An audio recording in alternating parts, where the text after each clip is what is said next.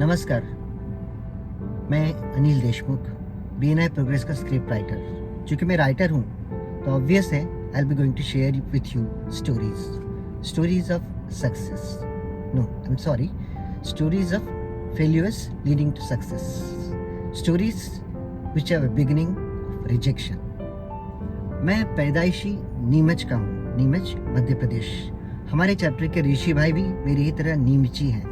छोटा सा कस्बा था, वहाँ मेरा एक दोस्त था अब्बास नाम का। खुद शायर था, उसके पिता शायर थे, उर्दू में माहिर थे। तो उसी के साथ मैं ज़िंदगी में लिखना सीखता गया और लिखने में हज़ारों गलतियाँ करता चला गया। हर बार लिखना रिजेक्ट होता गया, फिर समझ में आते गया किसी की नकल करके आगे बढ़ना अकल की बात नहीं है।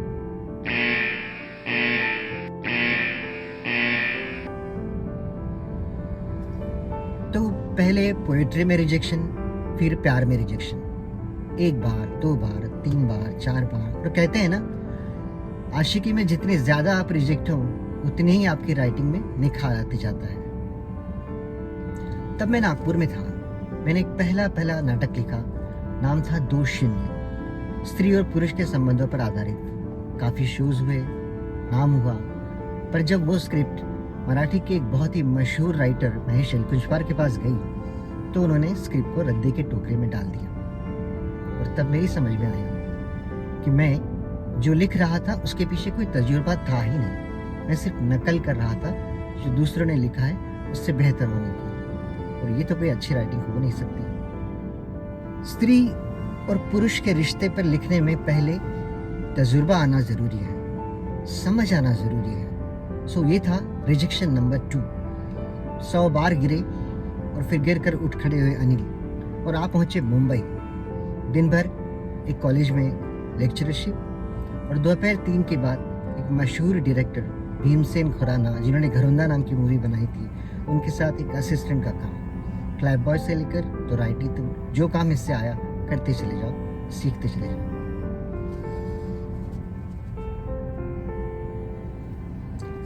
तब आज़ादी की 50वीं सालगिरह थी और भीमसेन एक टीवी शो लिख रहे थे जिसका नाम था आम आदमी, जिसमें मशहूर एक्टर डॉक्टर लागू थे और सुलभा देशपांडे। उन्होंने मुझसे कहा लिखोगे, और मैंने कहा हाँ।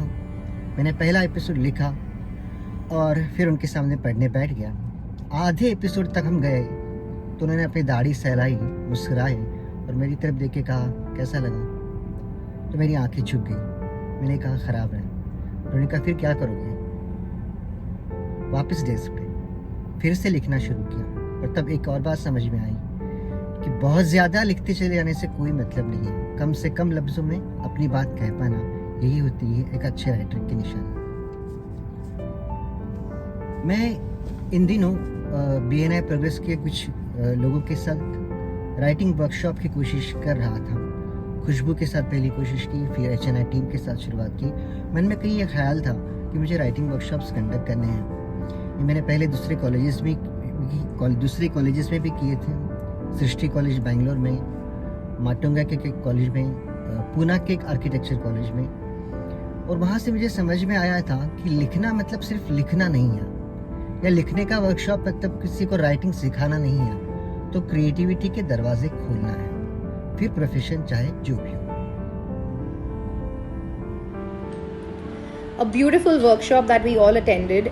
We had been to Anilji's writing workshop, and I must say that I was amazed with the kind of writing that each one of us could do.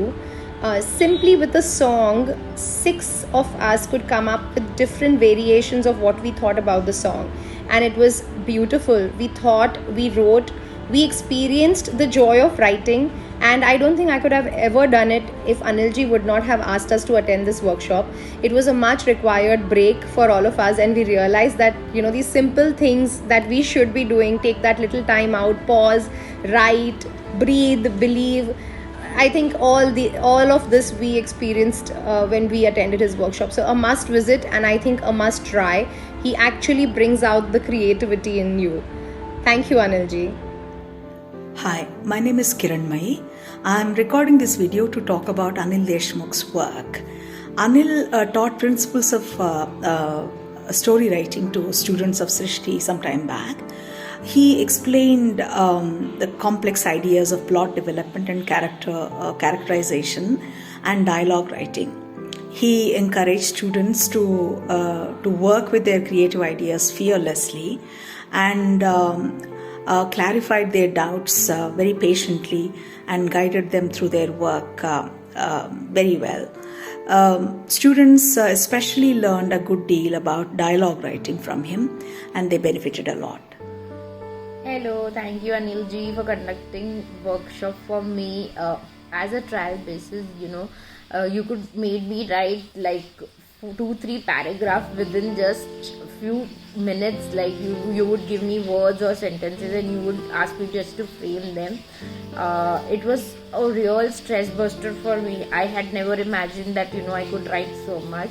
I think Progress Family should take up your workshop. BNI progress join करने के बाद मेरे मन में एक ख्याल आया कि क्यों ना मैं राइटिंग का वर्कशॉप शुरू करूं। तो मैंने सबसे पहले खुशबू को चुना, उसके साथ 3 बार काम किया, उससे कुछ लिखवा कर देखा, फिर HNI टीम को घर बुलाया, उनके साथ एक वर्कशॉप किया और मुझे लगा ये काम मैं ज़रूर कर सकता हूँ, बड़े पैमाने पर कर सकता हूँ। यहीं पे मुझे आप सबसे मदद चाहिए। That will be my first ask, participants for my workshop, जिसका मैसेज जल्द ही आपके फ़ोन पर होगा ये प्रेजेंटेशन खत्म होने के बाद। लेकिन सिर्फ इतना याद रखें, राइटिंग वर्कशॉप का मतलब ये नहीं कि मैं आपको 3 दिन में राइटर बना दूंगा। नहीं, कोई नहीं कर सकता। राइटिंग वर्कशॉप का मतलब है क्रिएटिविटी के दरवाजे खोलना, चाहे प्रोफेशन कोई भी।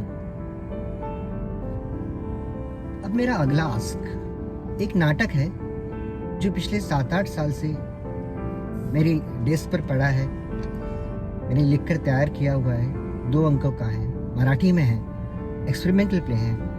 मुझे चाहिए BNI प्रोग्रेस की तरफ से एक अच्छा Marathi experimental theatre producer. BNI की सबसे खूबसूरत बात मुझे ये लगी कि यहाँ पे हम सबको अपना परिचय 30 सेकंड में करवाना होता है। और देखिए अजीब बात, मेरे करियर की शुरुआत 30 सेकंड के प्रोमो लिखने से ही हुई। मैं एक नौकरी छोड़ चुका था, दूसरी के तलाश में था और स्टार प्लस से बुलावा आया, मैंने स्टार प्लस ज्वाइन कर लिया। वहाँ पर मुझे प्रोमो राइटर का काम करना था। और कभी कभी ऐसा होता है कि आप सही रास्ता पकड़ लेते हैं और सही मंजिल पे आपके करीब आ जाती है। शो था कौन बनेगा करोड़पति, अमिताभ बच्चन जैसे बड़े स्टार, और मुझे उनके लिए प्रोमो लिखने का मौका मिला। शायद स्मृतियों में हो आपको आपकी 1-0-0 या एक तरफ आप एक तरफ मैं और हमारे बीच 15 साल, आप जीत सकते हैं 1 करोड़। तो ये लिखने की शुरुआत ने मुझे 30 सेकंड में, 10 सेकंड में, 5 सेकंड में अपनी बात कहने का एक हुनर, तजुर्बा सिखाया और जिसका मुझे ज़िंदगी में बहुत उपयोग हुआ। लागी तुझसे लगन प्रोमो, 30 सेकंड का प्रोमो था। इसके जन्म की कहानी बताना बहुत ज़रूरी है। अक्सर टेलीविज़न पर कहानियाँ होती हैं खूबसूरत लड़कियों की, ये एक बदसूरत लड़की की कहानी थी जिसका नाम था नकुशा। मराठी लफ्ज़ है नकुशा, मतलब अनचाही, नकोशी। हम दिन भर स्ट्रगल कर रहे थे कि कैसे 30 सेकंड में कैसे इस बात को कहें और वो लड़की रिपल्सिव भी नहीं लगे। तो अचानक मुझे एक नाटक का ख्याल आया, 6 characters in search of an author. और सडनली ये स्क्रिप्ट हमारे सामने आई कि जब एक ऑथर एक कैरेक्टर की कहानी आपके सामने कह रहा है, और तब ये लाइन बहुत पॉपुलर हुई थी,